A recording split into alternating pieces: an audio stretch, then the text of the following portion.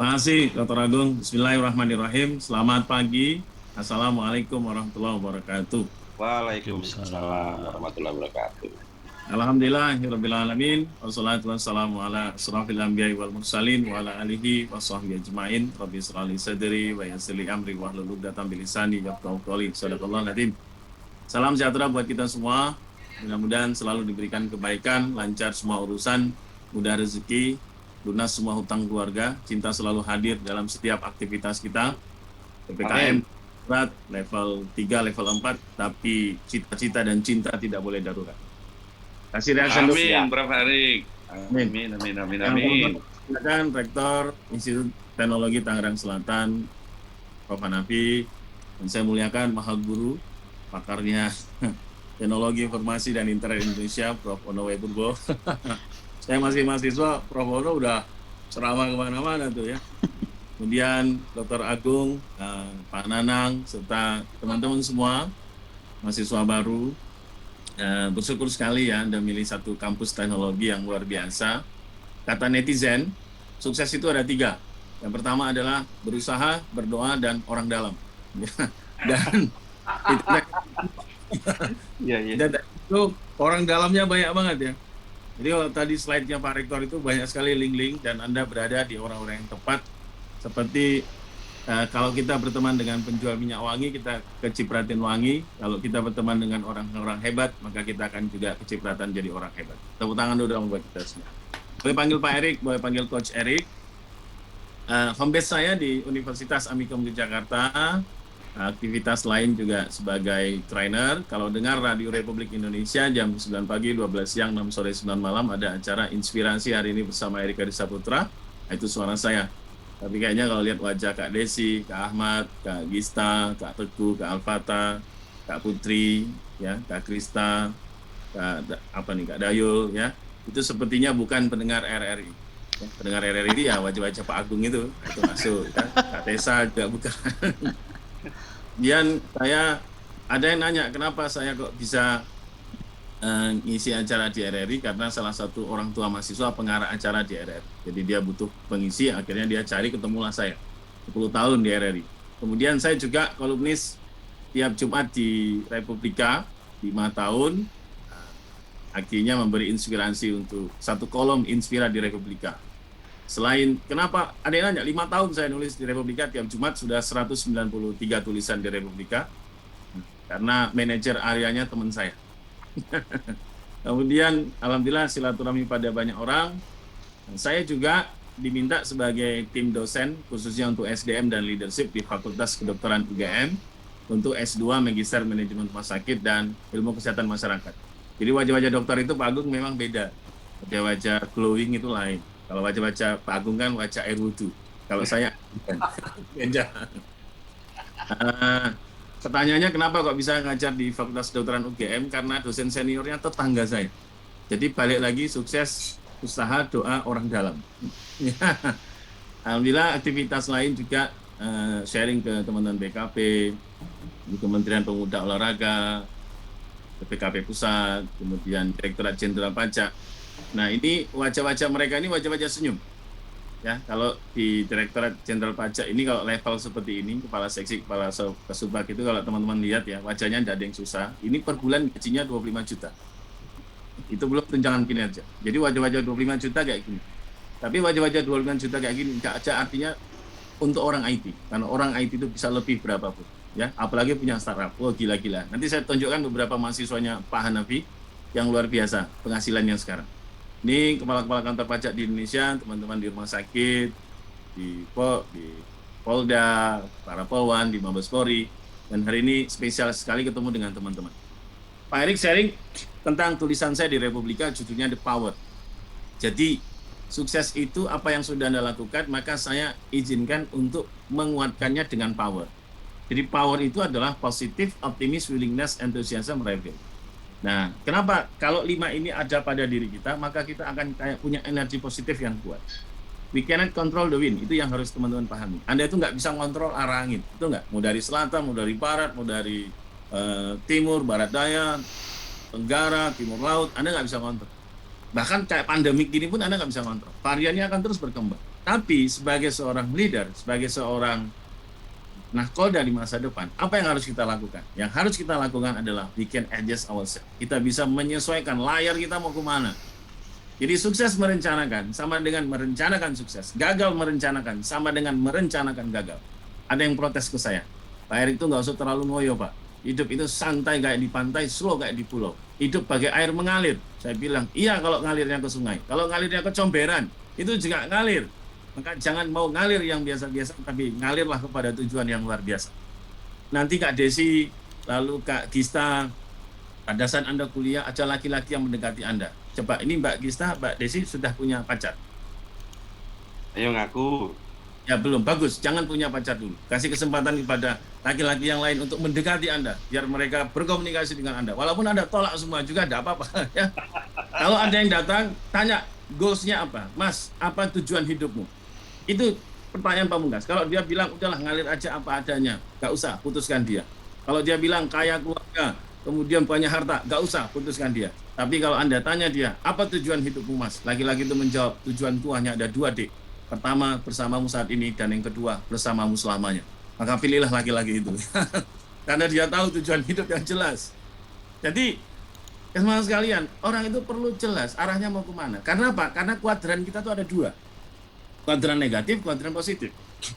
Kalau yang negatif jadi racun, apa yang terjadi? Hasil terbaik yang Anda dapatkan cuma 0. Mahasiswa saya protes. Pada saat UAS tidak bisa update status. Dia bilang, Tuhan saja menguji hambanya sesuai dengan batas kemampuannya. Ini dosen menguji mahasiswanya di luar batas kemampuannya. Di hashtag dosennya, ono wae purbo. Dari Saputra. Ya skalanya kan beda. Lalu pertanyaannya, ketika mereka upload status kayak gitu, permasalahannya selesai? Tidak selesai. Tapi coba kalau kita punya energi positif, kita tahu masa kayak gini ini adalah masa di mana mengasah kemampuan kita. Kolaborasi tak berhenti. Kemudian sharing ilmu kemana-mana. Ya, jadi masa kayak gini itu harus nambah ilmunya, nambah wawasannya, nambah subscribernya, nambah followernya. Jangan hanya berat badannya yang nambah. Kalau itu dapat, maka kita akan, apa hasil terbaik orang punya energi positif? Hasil terbaiknya adalah tidak terhingga. Anda akan dapat sesuatu yang tidak akan pernah Anda duga. Ada satu syair dari seorang penyanyi, namanya Adera. 1 menit saya akan tunjukkan ke Anda, coba Anda perhatikan syairnya. Adera ini luar biasa. Sejak dia awal bernyanyi belasan tahun lalu, tidak pernah ngungkit-ngungkit bapaknya siapa. Dia nyanyi aja, wirausaha, ditertawain orang, dibully orang, dianggap syairnya tidak bagus, dianggap suaranya biasa. Tapi dia tidak ada persoalan. Fokus dia cuma karya. Kalau ada yang ngasih like, dia support sama yang ngasih like, dia lupakan orang yang ngasih dislike. Kadang-kadang kita ini negatif gara-gara terlalu banyak mikir dislike, padahal banyak yang like. Akhirnya tahun lalu saya tersadar, ternyata Adera itu anaknya Ebit GAD yang nomor 2. Ayahnya itu diwawancarai sama Najwa Shihab. Apa kata Ebit kepada Najwa Shihab? Saya bangga sekali kepada anak saya. Mereka tidak pernah membawa persoalan hidup mereka dengan membawa nama saya. Jadi mereka itu merasakan bagaimana ditolak, merasakan bagaimana tidak dianggap. Padahal kalau dari awal dia mau bernyanyi, dia kasih tahu ayahnya Ebit GAD, saya yakin semua orang kasih karpet merah untuk dia. Tapi itulah, mereka ini adalah anak-anak yang mandiri. Maka benar kata Sayyidina Ali, siapa laki-laki sejati? Laki-laki sejati adalah Kak Gista, Kak Desi. Ingat, laki-laki sejati adalah laki-laki yang berani mengatakan, inilah diriku. Kalau kau suka, sukai aku. Jangan sukai bapakku. Beda usia, beda masanya. Ya, apalagi bapaknya Pak Hanafi. Nah, itu beda urusan. Maka saya tunjukkan satu syair, perhatikan baik-baik lagunya. Mudah-mudahan ini bisa penguatan energi positif untuk Anda. Teman-teman sekalian, dari insight lagu tadi, Pak Erik mau tanya sama Kak Gista dulu. Kak Gista, selamat pagi. Pagi, Pak. Oke. Kak Gista tadi dengar, ini Kak Gista ini, saya daripada salah. Ini mahasiswa apa karyawan? Oh, karyawan. Karyawan tuh kan, salah. Gitu. Nah, Mbak Desi ini masih karyawan? Iya. Mahasiswa. Oh, mahasiswa, oke, baik. Mbak Desi, saya mau nanya. Tadi mendengar lagu syairnya Adera. Apa insight yang Mbak Desi dapat?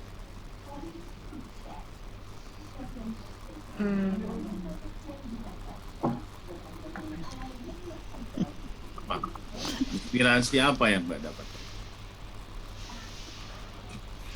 Jika ingin hidup damai di dunia, bahagialah dengan apa yang Anda punya. Terakhirnya, bahkan jika ingin hidup lebih damai di dunia, bagilah bahagia yang Anda punya.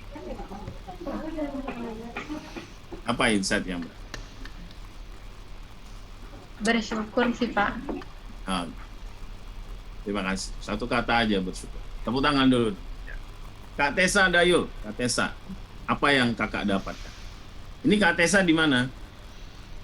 Di Cilegon, Pak. Nah, di Cilegon. Apa yang kakak dapat? Insight apa yang didapat?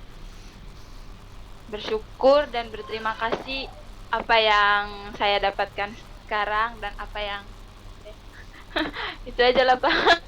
Oh ya, baik, boleh itu aja ya. Mas Hasbi sekarang coba Mas Hasbi. Apa yang Mas Hasbi dapat? Iya Pak, Apa yang Mas Hasbi dapat? tadi bersyukur, berbagi. Nah sih itu Pak. Ya.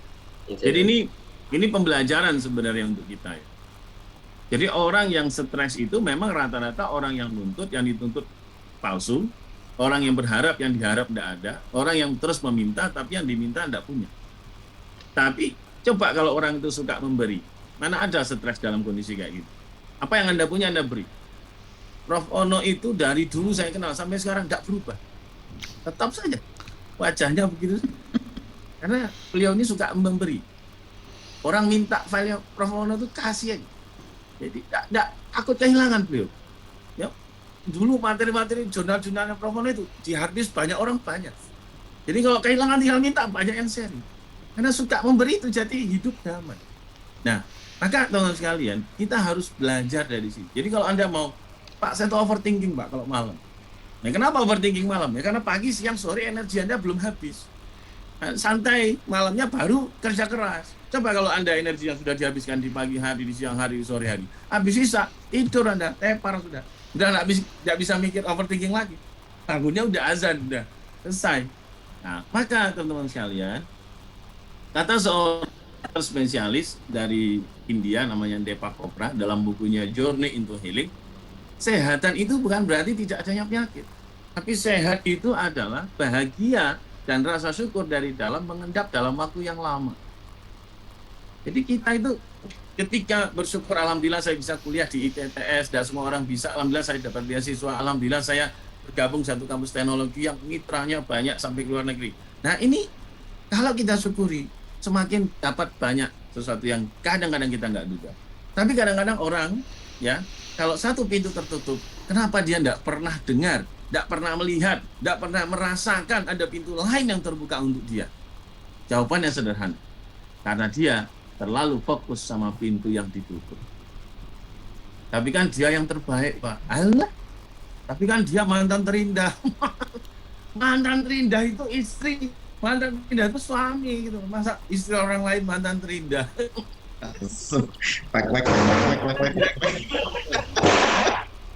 Teman saya satu direktur ada move on. Dulu dia punya kekasih, sekarang jadi dokter. Dulu waktu sama dia pakai jilbab, terus sekarang tidak pakai jilbab. Terus dia komentari, oh dulu zaman saya lebih baik. Saya bilang, ngapain kamu pusing? Oh udah jadi istri orang. Udah move on dengan kenangan, move on guys. Ya. Maka cara satu itu ya tadi yang disampaikan Pak Rektor, dunia ini kan waktu awal-awal COVID itu sudah diprediksi akan terjadi the four mega shift and summer behavior in COVID-19. Lifestyle stay at home lah jadi lifestyle terjadi. Empathic society orang sudah lakukan. Bottom of pyramid terjun bebas. Aktualisasi diri menjadi kebutuhan sembako itu terjun bebas. Nah, yang keempat Pak Rektor tadi bilang go virtual. Apa itu? Maka teman-teman sekalian di ITTS perkuat ini go virtual. Ya, startup. Tapi harus diingat juga semangat bikin startup itu luar biasa. Tapi fakta menunjukkan 9 dari 10 startup gagal. Mengapa gagal? Karena false hope syndrome. Sindrom harapan palsu. Jadi pengen punya ikut-ikutan tapi nggak tahu pangsa pasar kayak apa, nggak tahu apa yang mau dia lakukan. Bahkan yang mau matahkan dia sendiri. Punya resolusi, 2021 semangat, dahsyat. Begitu sebulan, sudahlah sukses ya, alhamdulillah, nek ora yes lah, beno. Dia sendiri yang mengalahkan. Kenapa? Karena kata psikolog dia punya false hope syndrome. Kita selalu bilang orang PHP sama kita, tapi sebenarnya PHP paling parah diri kita sendiri. Punya resolusi tapi lupa dengan resolusi itu. Punya semangat tapi kita kalahkan. Ya gimana mau sukses Pak Agung? Nah, COVID ya Pak. Ya gimana mau maksimal Pak? Oh dari rumah, tergantung jaringan. Selalu saja ada alasan yang itu menjadi false hope syndrome. Maka kenapa orang-orang startup gagal? Karena mereka tidak bisa bangkit dari valley of death. Ya, kenapa dia mau cari angel investor tidak bisa? Karena apa? Produknya ada tapi orang install tapi tidak pakai. Nah kalau tidak ada histori transaksi ngapain orang akan berinvestasi pada Anda? Maka tantangan awalnya adalah orang percaya sama produk Anda. Baru bisa naik ke seri A, seri B, seri C sampai ke public. Saya contohkan beberapa mahasiswa Pak Rektor ya, Pak Hanafi. Ya. Untuk bisa sukses itu memang pertama bootstrapping. Bootstrapping itu ya Anda biaya sendirilah dari keluarga Anda. Ikut kompetisi. Ada angel investor, oh Pak Agung orang kaya, wah daripada uangnya bingung diapakan, akan diinvestasikan kepada startup Anda. Atau pakai venture capital, jadi orang kaya gabung atau ada lembaga gabung, lalu menyumbangkan, menggunakan dananya untuk Anda, tapi ingat, dia minta saham. Atau paling gampang grant itu ya yang dilakukan oleh banyak mahasiswa. Ya di Kemristek, di Kemdikbudristek itu kan ada perusahaan pemula berbasis teknologi. Oh pokoknya nanti ada kayak gini, daftar. Apalagi Anda di ITTS sudah memang banyak sekali startup yang ada di situ. Wah belajar dari Prof. Agung. Anda akan diperkuat nanti. Apalagi ada pakar teknologi informasi, telematika, internet. Orang masih awam internet, Prof. Ono sudah ngomong mana-mana teknologi itu luar biasa. Satu namanya Aji Purbojati. Ini 24 tahun mahasiswa. Oh, sekarang udah lulus, Dapat funding ketika mahasiswa 300 juta dari grant aja. Dia bikin aplikasi Lunasbot. Nah, sebelum Covid itu Lunasbot itu dipakai diinstal oleh orang 3.000 orang di Indonesia. Jadi orang ngutang daripada nagih, maka aplikasi yang nagih. Wajahnya berubah sekarang Aji. Dulu biasa aja, ya. Sekarang tuh terawat sekali Pak Agung. Ya gara-gara punya aplikasi startup. Jadi nggak minta apa kucuran apa, tapi berbuat gitu. Tidak hanya meminta, tidak hanya menunggu, tapi berbuat. Yang kedua namanya Andrea Nurdiansyah, 25 tahun dapat funding 400 juta. Dia bikin aplikasi namanya WeHost. WeHost itu dia bikin guest host, dia aplikasikan. Nah pertanyaannya, rumah mana pertama kali yang jadi guest host? Rumahnya sendiri. Nah akhirnya apa yang terjadi? Dia ngontrak. Jadi rumahnya di guest host kan. Sebelum COVID itu 1.900 order, 131 homestay di Jogja dia kelola, 4,2 miliar omsetnya. Karena dia basicnya orang ya, informatika, dia bikin aplikasinya, dia connect ke Lazada, dia connect ke tiket.com. Apa pesan dia? Unjuk gigi aja dulu gitu loh. Kompetisi bukan persoalan menang kalah, tapi Anda berani tampil apa Anda. Karena apa? Nanti Anda akan menang dengan sendirinya. Nah yang ketiga satu lagi namanya Farudin Hasan. Bikin robot Ichibot modal 1 juta, suka kompetisi, pokoknya ikut lomba sampai dapat grant 700 juta. Luar biasa. Banyak sekolah di Jogja atau di Indonesia ini SMP, SD, SMA-nya kalau mau kompetisi robot, salah satu modeling robotnya pakai Ichibot nanti dikembangkan. Nah, kalau orang sekarang ngambil Ichibot dari tangan Farudin Hasan 24 tahun itu yang namanya revenue-nya sama seperti 5 mobil Alphard baru. Apa yang mereka lakukan? Mereka tidak pernah diam. Mereka terus bergerak. Mereka tidak menyalahkan keadaan. Bagi mereka, setelah hujan deras, insya Allah muncul pelangi. Setelah pandemik, pasti akan menjadi endemik. Siapa yang tajam di masa pandemik akan luar biasa di masa yang akan datang. Apalagi kita belajar di Institut Teknologi yang di situ orang-orang hebat ngumpul jadi satu. Coba, apa enggak luar biasa? Nikmat Tuhan mana lagi yang engkau pungkiri? Coba, ya. Bicara, jangan seperti Nokia, belasan tahun leading, akhirnya cuma 1 tahun anjlok, disalib sama Android. Kenapa? Karena bangga sama Symbian, tidak mau berubah. Jangan belajar dari Kodak. Dia sudah tahu besok akan ada kamera digital, tapi dia nggak berubah. Kenapa? Dia nggak publish, karena bisnisnya orang kilo. Akhirnya provider lain pakai publish kamera digital, akhirnya dia ketinggalan. Maka sustainability itu menjadi penting. Sukses itu dijaga terus. Dijaga, ditata terus ya. Nah, yang ketiga adalah willingness to do more. Apa itu willingness? Mulai dari mahasiswa, kita harus belajar memberi lebih. Kapan targetnya selesai? Siap, Prof. Seminggu, 5 hari sudah Anda berikan. Siap, Prof. 5 hari, 3 hari sudah Anda berikan. Jangan, siap, Prof. Seminggu. Mana? Aduh, emang, ya, Prof. Terkendala jaringan, seminggu lagi ya, Prof. Mana lagi? Willingness itu memberi lebih. Orang-orang sukses itu pasti dia memberi lebih. Ketika Anda memberi lebih, Anda akan dihargai, ya.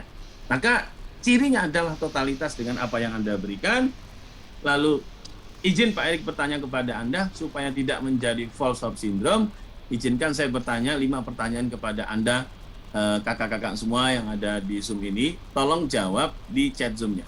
Oke, pertanyaan saya pertama adalah, apa tujuan Anda di masa depan?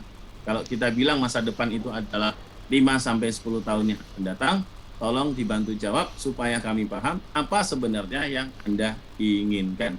1 menit dari sekarang, silakan langsung jawab di chat Zoom, khusus mahasiswa baru, ya. Mbak Gista mau ikut boleh juga, tapi Pak Agung nggak usah, Prof Ono nggak usah, Prof. Apa tujuan Anda di masa depan? Katakan di masa depan itu adalah 5-10 tahun yang akan datang. Monggo, kita akan lihat jawaban Anda. 1 menit dari sekarang. Kalau Mbak Yuni Sara, mahasiswa apa? Pegawai. Penyanyi. Pegawai, Pak. Oh, pegawai, oke. Mas Ahmad, mahasiswa ya? Nah, kita lihat jawabannya Prof ya. ID Angka Wijaya, menjadi orang bermanfaat bagi bangsa, negara, masyarakat, dan agama. Amin. Lukman, membangun bisnis. Nah, bagus. Yang lain silakan.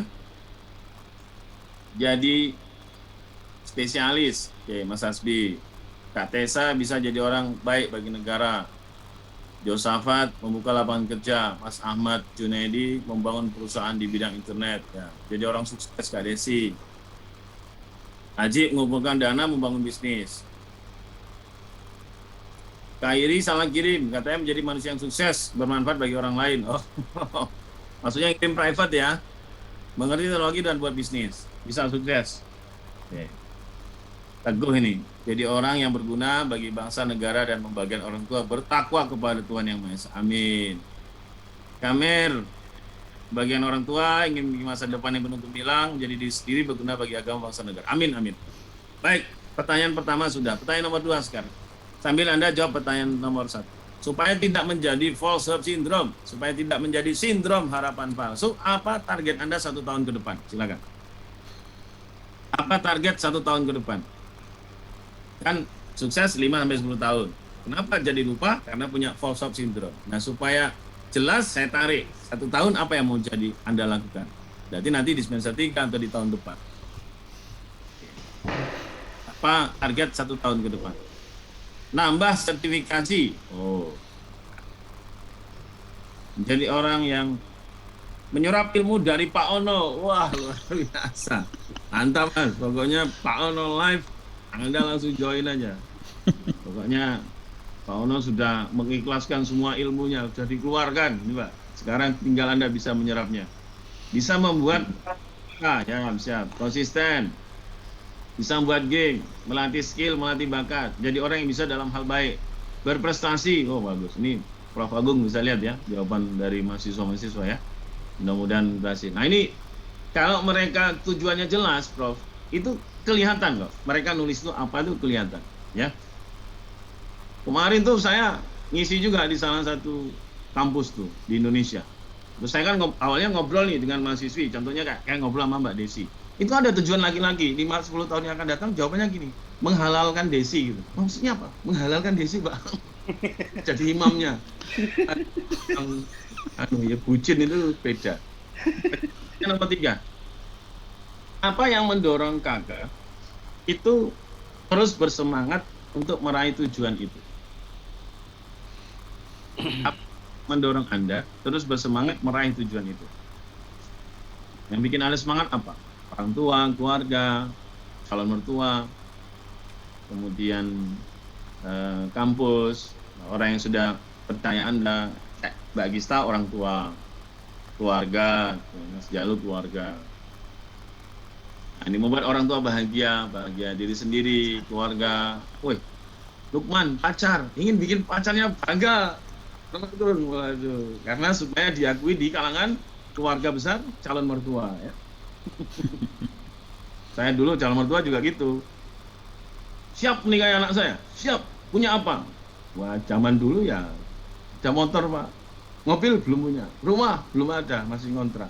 Loh kenapa belum punya rumah? Ya kalau ngapain punya rumah kalau tinggal sendiri? Kapan siap menyiapkan rumah? Siap.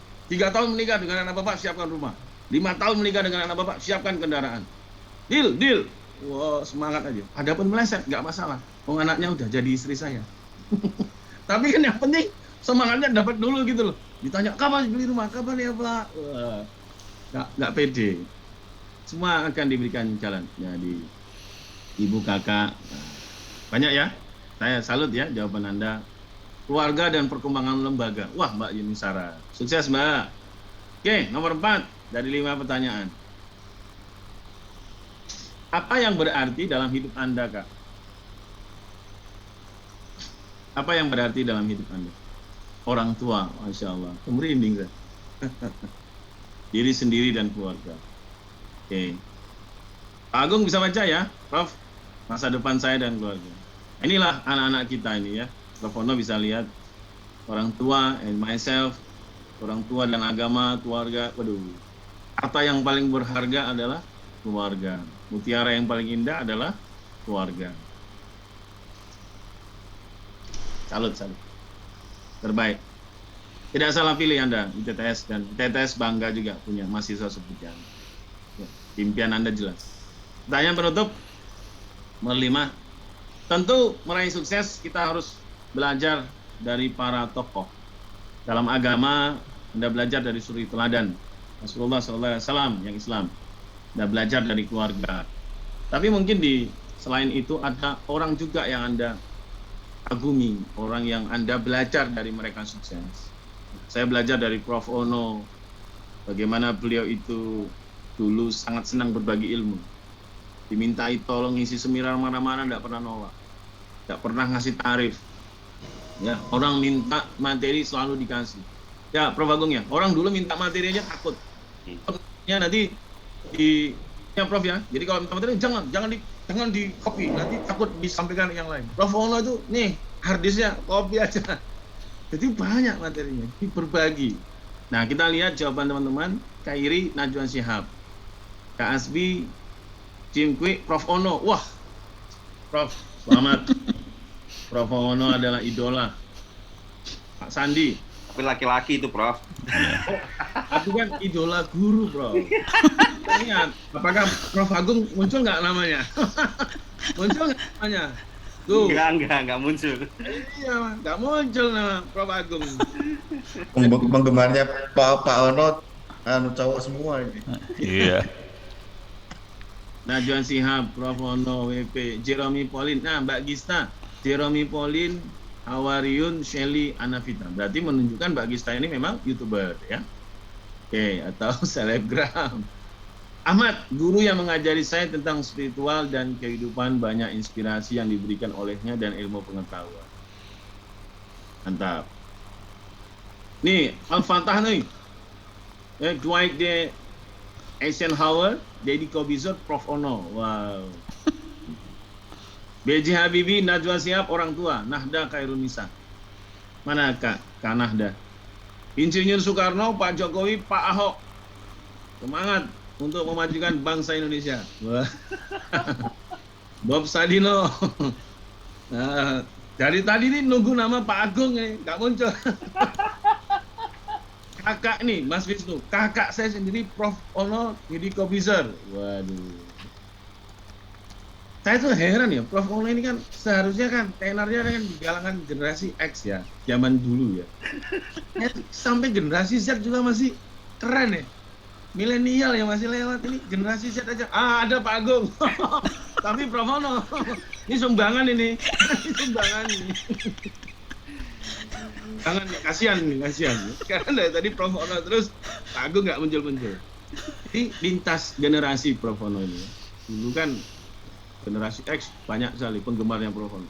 Nanti milenial, generasi Y banyak. Sekarang ternyata generasi Z juga masih mengagumi.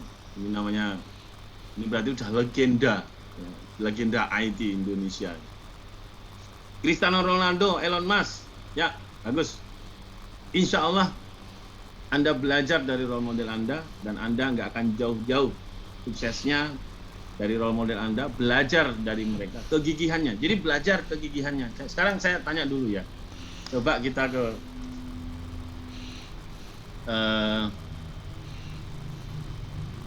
mana tadi yang menarik? Kakak saya. Ini kakak saya. Siapa tadi yang jawab? Kakak saya. Wisnu Pak, Wisnu. Oh, Wisnu. Mas Wisnu. Mas Wisnu, assalamualaikum. Selamat pagi, Mas. Mas Wisnu, saya agak tertarik. 3 orang yang menjadi role model Anda, 1. Kakak saya sendiri ya Pak? Kakak itu kakak kandung ya? Iya Pak. Selisih berapa usianya? Hanya selisih kurang lebih 5 tahunan. Oke. Apa yang buat kakak jadi inspirasi Anda? Kakak saya sendiri itu dia tuh rajin belajar. Oke. Kalau misalkan ada halangan atau enggak, kayak misalkan diomelin orang tua sampai kena mental gitu Pak, tapi dia tetap aja bangkit gitu loh Pak. Oh, Kita memotivasi diri sendiri. Senang kegigihan kakak Anda ya. Yang kedua siapa, Mas? Ya Pak? Yang kedua siapa inspirasi Anda? Role model Anda sih? Yang kedua Profesor Ono Kenapa, Prof? Widodo Purbo. Kenapa Ono? Dia kan sebagai aktivis yang dikenal memperjuangkan Linux-nya ya Pak. Apa yang Anda pelajari? Sebagai penulis di teknologi informasi media. Apa yang Anda pelajari dari Prof. Ono? Nah, saya juga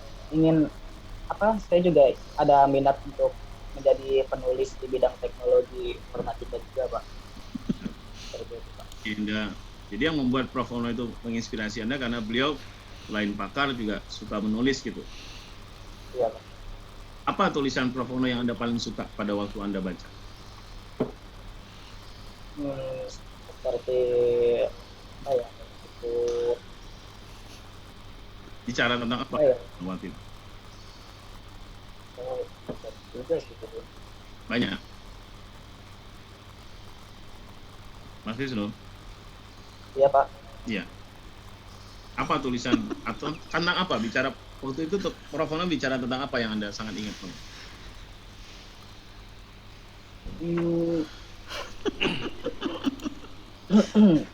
Karyanya ya Pak ya. Ya.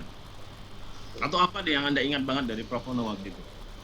Kalau nggak lupa mungkin judulnya banyak sekali yang Anda ingat.